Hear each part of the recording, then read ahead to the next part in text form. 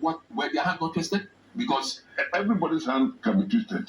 They said if you take this guy, you pay him. I say apart from football, in everything that we do, hands are always twisted. But we accept what we are told. So let's accept what we are told as the position.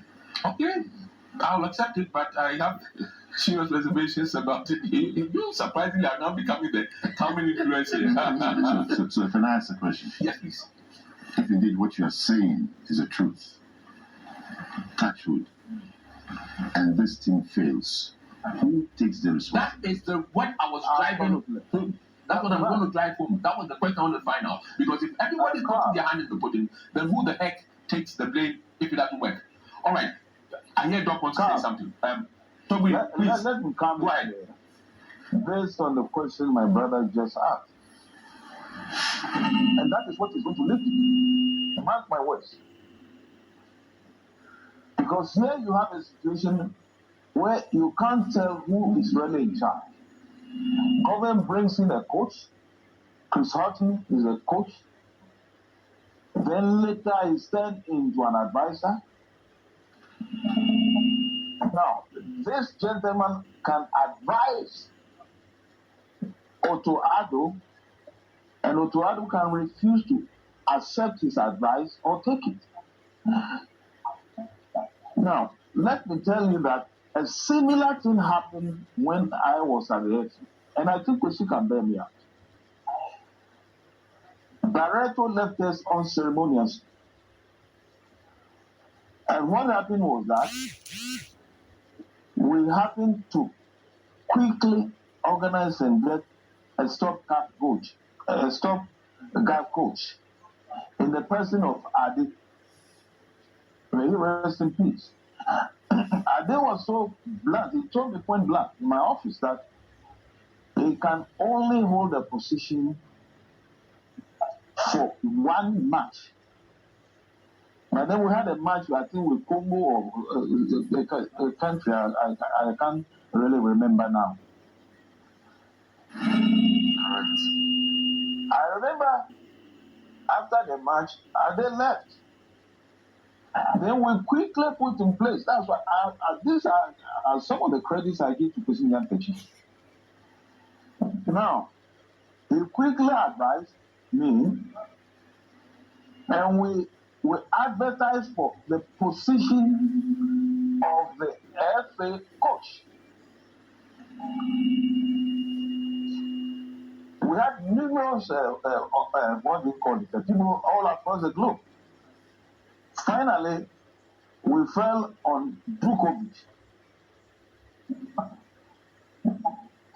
And thank God, Djokovic was the first ever coach who qualified us for the World Cup in our history. So it depends a lot on the team, and it depends a lot on the person in the seat. The way I see this going now, I'm afraid there will be a disaster. And very soon you will see it happen. Mark my words. That's all. Let me put this whole discussion on interference into a certain historical context. Prior to 2005, the FA chairman, who are now called presidents, were appointed by government.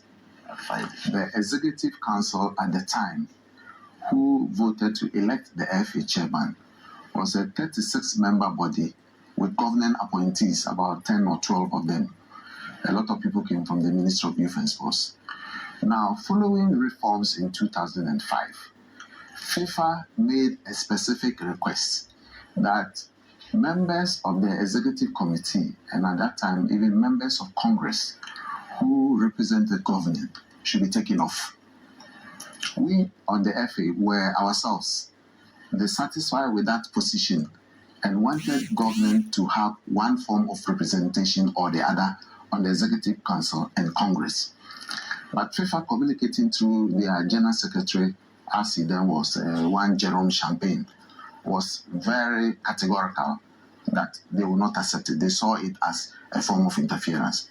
So a high-power delegation involving government representatives led by the then Deputy Minister of Sports, Honorable Obiamwa, and then a professor of law, Professor Kofi Kumado, and myself, we went to FIFA headquarters in Zurich to engage FIFA and persuade FIFA to accept at least the National Sports Council as a representative of government. But FIFA will not budge. So that led to the promulgation of the current statutes in which the government or its representative has no representation on the Executive Council and Congress. Now, following that, FIFA came up with a model suggestion that in order to ensure that there is lasting peace between the Football Association and government, they proposed what they call a cooperation agreement that should using Ghana as a model that will be used to resolve similar situations across the globe. And so they advised that each federation should sign a cooperation agreement with its government. Now, as my seniors rightly said, this is the breeding ground for the interference. And as much as governments do not see a direct role that they play in the management of airfares, a lot of them cannot take it, and so they end up stepping beyond their bounds.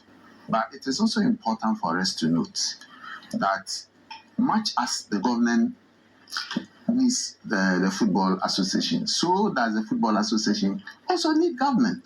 Without government, you cannot fund national teams. And if we look across, especially in Africa, most sports ministries go with youth, especially in Francophone Africa. They are all called youth and sports, youth and sports. I believe there is some political capital between youth and sports, which politicians will exploit on. And so when they put a lot of money in football, they will not sit aloof and look at it spent without their involvement. But I believe that the principle of cooperation that FIFA has advocated and has seen it implemented in many, many third world countries is that governments should play their roles, and then the Football Association also play their roles. In local parlance, Obiandi Nilemo. In all over the world, and in Africa in particular, governments are in charge of infrastructure. Almost 95% of football infrastructure in Africa, maybe apart from South Africa and a few places in North Africa, are owned by the government. In our particular case, about 99% of sporting facilities are owned by the government. Now, if we want to organize a competition here, immigration issues are all organized, handled by government. Security is government. So football will not thrive outside the realm of government. And so it is always important that there is a good relationship between government and the Football Association. I've had a benefit of working with many ministers. Alhaji, you mentioned some of them. Wonderful personalities. I think that it boils down most of the time to the personality traits of the individuals in office. Because you can have a problem solved without yelling and shouting. You can have a problem solved by engaging a person and explaining your side of the issue to the person. I have had particular issues of what I'll call interference. There were two particular issues because they are well known in the media. I can mention them. In 2011, I was nominated as the candidate of the executive committee to contest the seat on the CAF executive committee. And you are all aware that there was a letter from government sources proposing another person. Then in 2010, when we came back from the World Cup, the FA premises were besieged or ransacked or overwhelmed or overtaken by officials from the EOCO. We took the matter to the High Court, and the High Court declared it illegal and awarded damages of 50,000 Ghana cedis against the states. These are the clearest examples of interference that will readily come to mind. But I thought they were needless because the government could have engaged the FA to seek a compromise on each of these very issues without doing giddy. It's not necessary. One that somebody went to South Africa and spoke about not interference. Do you remember? Who was that?